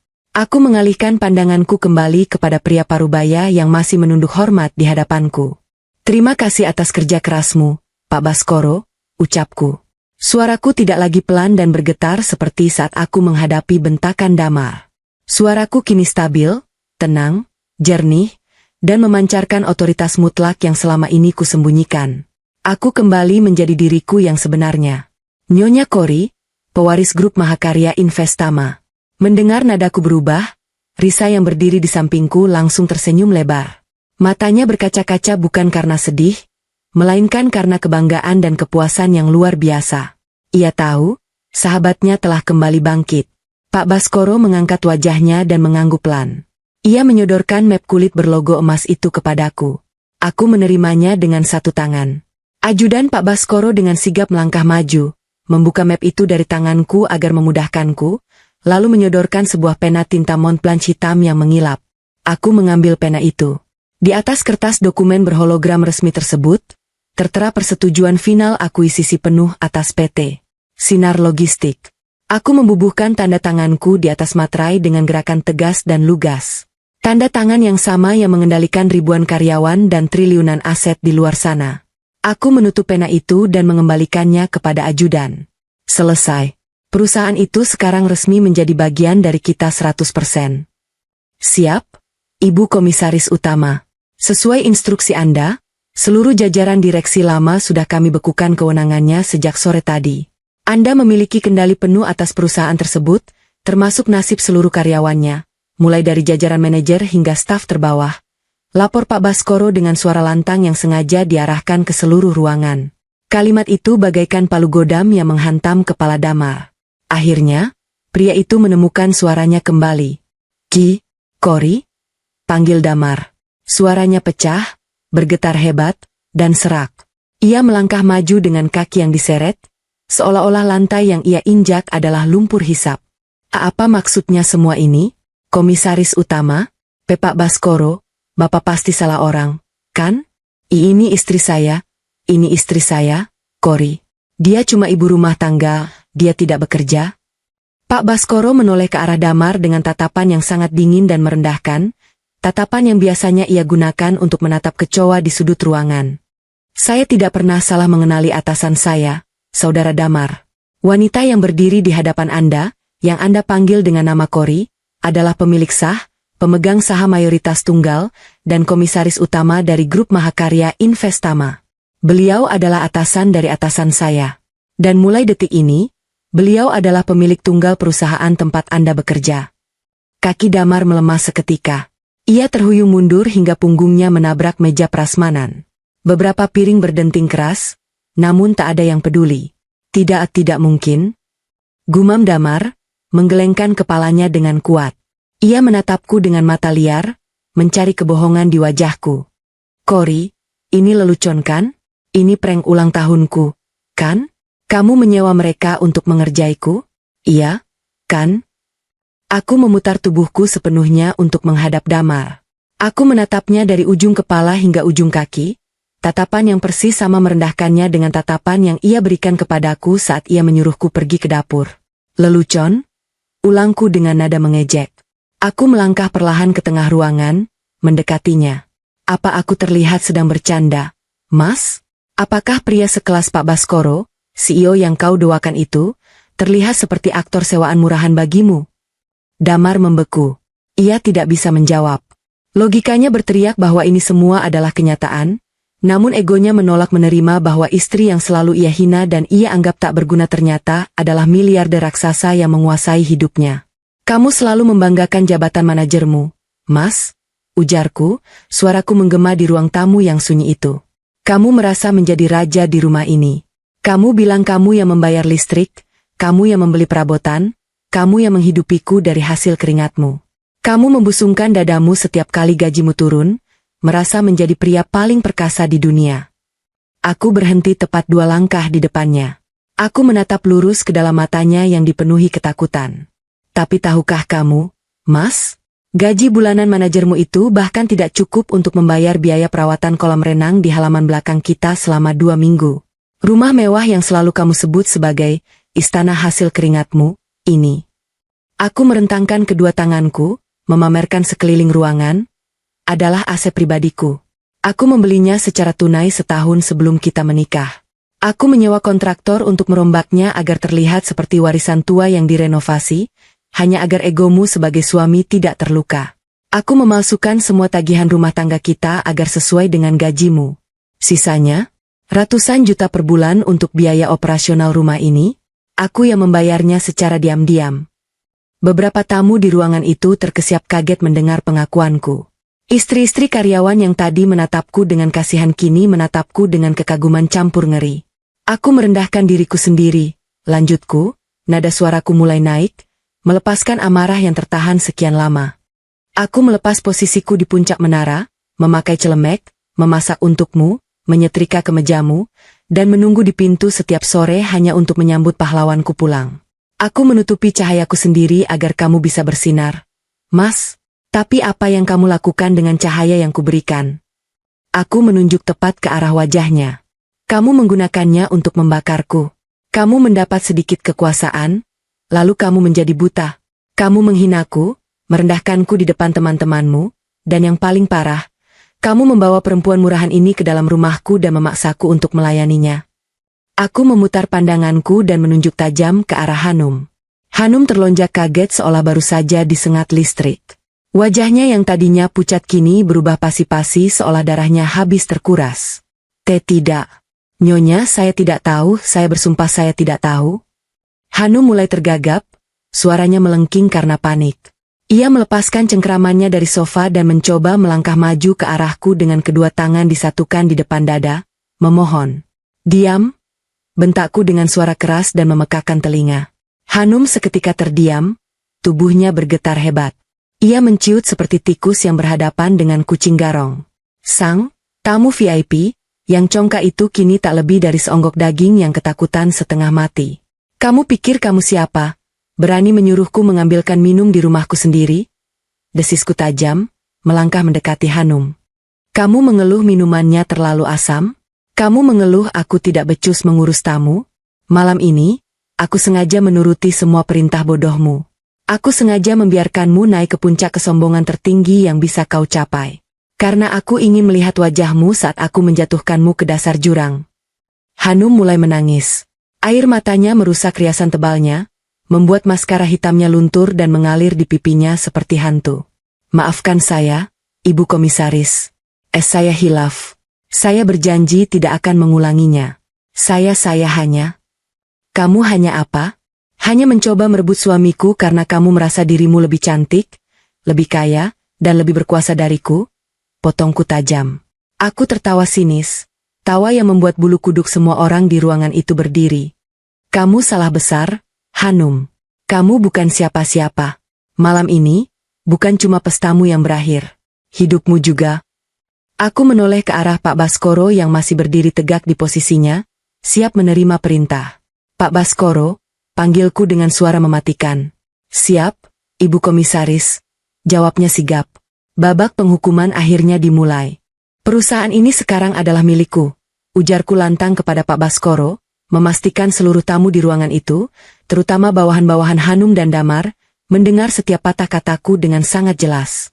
Dan sebagai pemilik baru, keputusan pertamaku malam ini adalah membersihkan sampah-sampah yang merusak nilai dan moral perusahaanku. Aku menunjuk lurus ke arah wajah Hanum yang sedang menangis sesenggukan. Pak Baskoro, pecat perempuan ini detik ini juga. Titahku mutlak. Hanum menjerit tertahan. Tubuhnya langsung merosot ke lantai. Ia jatuh bertumpu pada kedua lututnya. Gaun merah mahalnya menyapu lantai marmer yang dingin. Tidak, Nyonya, saya mohon, jangan pecat saya.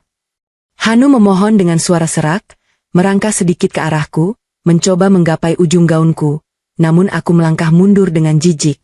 Saya butuh pekerjaan ini. Saya sudah bekerja keras selama 10 tahun untuk mencapai posisi manajer senior. Tolong, Nyonya, beri saya kesempatan kedua. Saya bersedia diturunkan jabatannya, saya bersedia melakukan apa saja. Aku menatapnya dengan tatapan kosong, sama sekali tidak tersentuh oleh air mata buayanya. Kerja keras? Ejekku. Aku punya laporan audit lengkap dari detektif swasta dan tim HRD internal sebelum akuisisi ini terjadi. Kamu tidak bekerja keras? Hanum, kamu menggunakan posisimu untuk menekan bawahan, memotong anggaran proyek untuk kepentingan pribadimu, dan menggunakan fasilitas kantor untuk berselingkuh dengan manajer-manajer di bawahmu, termasuk suamiku. Banyak tamu yang terkesiap mendengar fakta perselingkuhan itu diungkapkan secara terang-terangan dan terbuka. Teman-teman kantor Damar saling berpandangan, beberapa di antaranya menatap Hanum dengan pandangan muak. Rahasia kotor yang selama ini hanya menjadi bisik-bisik kini menjadi dakwaan resmi dari pemilik perusahaan. Pemecatan ini dilakukan secara tidak hormat. Lanjutku kepada Pak Baskoro, sama sekali mengabaikan tangisan histeris Hanum. Tulis dalam surat pemecatannya, pelanggaran berat kode etik perusahaan, penyalahgunaan wewenang, dan perbuatan asusila di lingkungan kerja. Cabut semua fasilitasnya malam ini juga.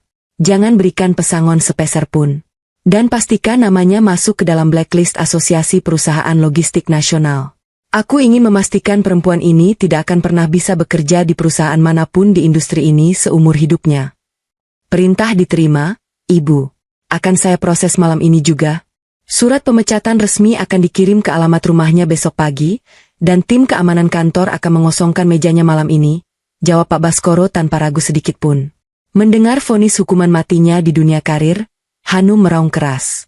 Ia memukul-mukul lantai marmer dengan kedua tangannya, meraung seperti orang gila. Karirnya hancur. Reputasinya hancur. Ia tidak akan pernah bisa bangkit lagi. Teman-temannya di kantor yang tadinya menjilatnya kini menatapnya seperti wabah penyakit menular. Bawa dia keluar dari rumahku. Suaranya merusak telingaku. perintahku dingin pada ajudan Pak Baskoro. Dua pria bertubuh besar berbaju safari yang berjaga di luar segera masuk ke dalam. Mereka memegang kedua lengan Hanum dengan paksa, menariknya berdiri. "Lepaskan aku, Damar, tolong aku, Damar." Hanum berteriak-teriak, meronta-ronta dengan panik, mencoba mencari pembelaan dari pria yang selama ini menjadi selingkuhannya. Namun Damar hanya berdiri mematung. Ia menundukkan kepalanya dalam-dalam, tubuhnya gemetar hebat. Ia tidak berani menatap Hanum, apalagi membelanya. Ia tahu bahwa nasibnya sendiri sedang berada di ujung tanduk. Hanum diseret keluar dari rumahku seperti seonggok sampah yang harus dibuang ke tempat pembuangan akhir. Suara teriakannya perlahan menghilang seiring dengan tertutupnya pintu mobil yang membawanya pergi. Sang tamu VIP telah didepak keluar dari panggung dengan cara yang paling memalukan. Kini, ruangan itu kembali hening. Pandanganku beralih ke satu-satunya target yang tersisa. Damar. Menyadari bahwa kini gilirannya, kaki Damar kehilangan seluruh tenaganya. Ia ambruk ke lantai, berlutut tepat di hadapanku. Air mata mulai mengalir deras dari matanya, membasahi wajahnya yang pucat pasi. Kesombongan, keangkuhan, dan harga diri tinggi yang ia pamerkan sepanjang malam ini telah menguap tak berbekas. "Cory, sayang, Cory, maafkan aku." Isak Damar. Ia merangkak mendekatiku dan mencoba memeluk kakiku, namun aku dengan cepat menendang kakiku mundur. Risa yang sejak tadi dia menonton dengan puas, kini melangkah maju dan menendang pelan bau Damar. "Jangan berani-berani sentuh dia dengan tangan kotormu, keparat," desis Risa. Damar tidak mempedulikan Risa. Ia menengadahkan wajahnya yang basah oleh air mata menatapku. Tangannya tertangkup di depan dada, mengemis pengampunan. "Cory, tolong aku hilaf. Aku dibutakan oleh jabatan. Hanum yang menggodaku duluan, Cory. Dia yang memaksaku. Aku tidak pernah mencintainya, aku berani sumpah. Aku cuma mencintaimu." Tangis Damar dengan suara parau yang sangat menyedihkan. "Kita sudah menikah 5 tahun, Cory. Kita sudah berjanji sehidup semati. Tolong jangan buang aku. Tolong beri aku satu kesempatan lagi. Aku akan mengundurkan diri dari kantor. Aku akan jadi suami yang baik. Aku akan melakukan apapun yang kamu mau. Tolong jangan hancurkan aku." Aku menatap pria yang sedang berlutut menangis di depanku ini dengan perasaan hampa. Anehnya, aku tidak merasa sedih. Tidak ada setitik pun rasa kasihan di hatiku. Rasa cintaku padanya sudah mati secara permanen saat ia membentakku dan menyuruhku ke dapur beberapa jam yang lalu. "Kamu mencintaiku?" tanyaku pelan, suaraku sedingin es. "Kalau kamu mencintaiku, kamu tidak akan pernah membiarkan perempuan lain menghinaku di rumahku sendiri. Kalau kamu mencintaiku, kamu tidak akan merendahkanku di depan teman-temanmu dengan menyebutku ibu rumah tangga yang kumal dan kurang pergaulan. Kamu bilang aku takut kalah cantik? Kenyataannya, hatimu dan pikiranmu yang terlalu jelek untuk bersanding denganku, Mas." Aku berbalik dan berjalan menuju laci meja kecil di sudut ruangan. Aku membuka laci yang terkunci itu, mengeluarkan sebuah map tipis berwarna biru, lalu berjalan kembali ke hadapan Damar. Aku melemparkan map biru itu tepat ke wajahnya.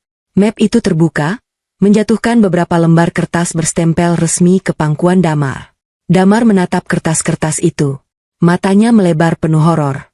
Itu adalah surat gugatan cerai yang sudah kuurus melalui pengacara pribadiku sejak minggu lalu, lengkap dengan bukti-bukti perselingkuhan, foto, dan mutasi rekening yang menunjukkan bahwa seluruh aset dalam pernikahan ini adalah milikku. Tanda tangani surat itu malam ini juga, perintahku tanpa emosi.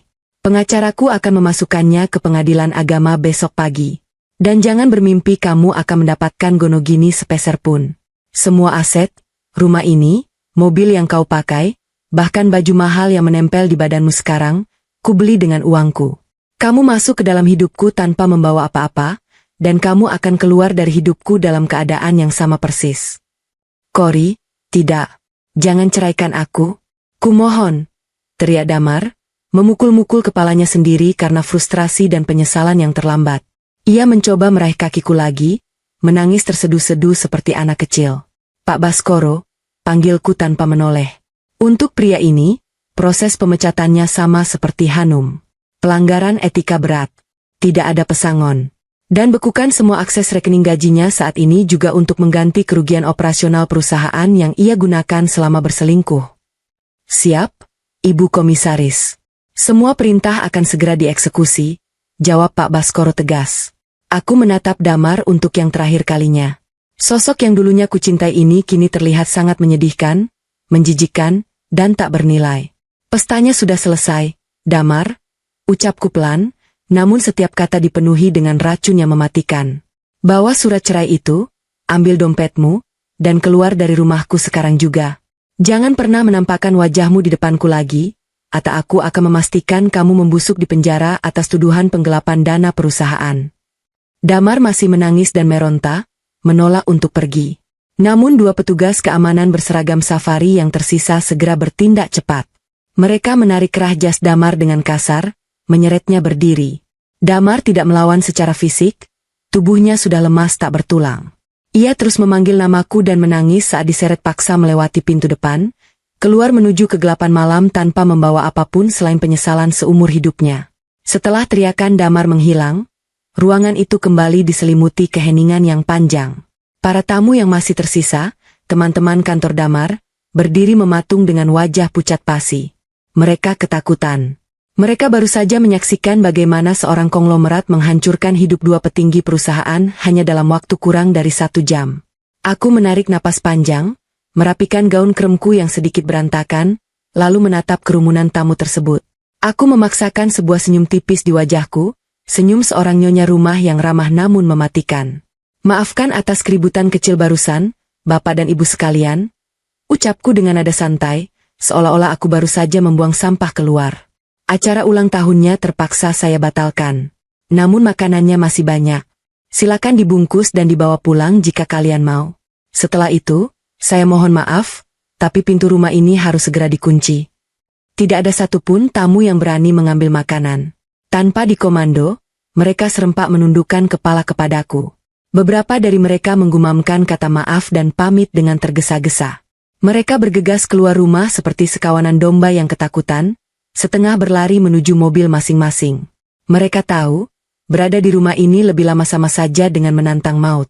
Dalam waktu kurang dari 10 menit, rumah besar itu kembali sepi. Hanya tersisa aku, Risa, dan Pak Baskoro. Pak Baskoro membungkuk sekali lagi kepadaku. Tugas saya malam ini sudah selesai, Ibu Komisaris Utama. Apakah ada instruksi lain?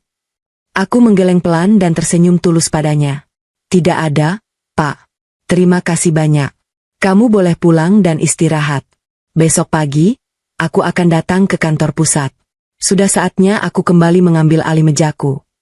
Mata Pak Baskoro berbinar mendengarnya. Itu adalah berita terbaik yang saya dengar tahun ini, Ibu. Kami semua di jajaran direksi menantikan kembalinya Anda. Selamat beristirahat, Ibu Nyonya. Setelah Pak Baskoro pergi, aku menjatuhkan tubuhku ke atas sofa dengan helaan napas panjang.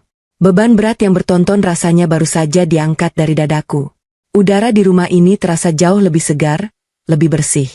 Risa berjalan mendekatiku, membawa 2 gelas yang sudah diisi champagne mahal. Ia menyodorkan 1 gelas kepadaku, lalu duduk di sebelahku dengan senyum paling lebar yang pernah kulihat. Aku tidak pernah melihat pertunjukan live yang lebih brutal, lebih elegan, dan lebih memuaskan dari yang barusan terjadi. Kekeh Risa sambil mendentingkan gelasnya ke gelasku.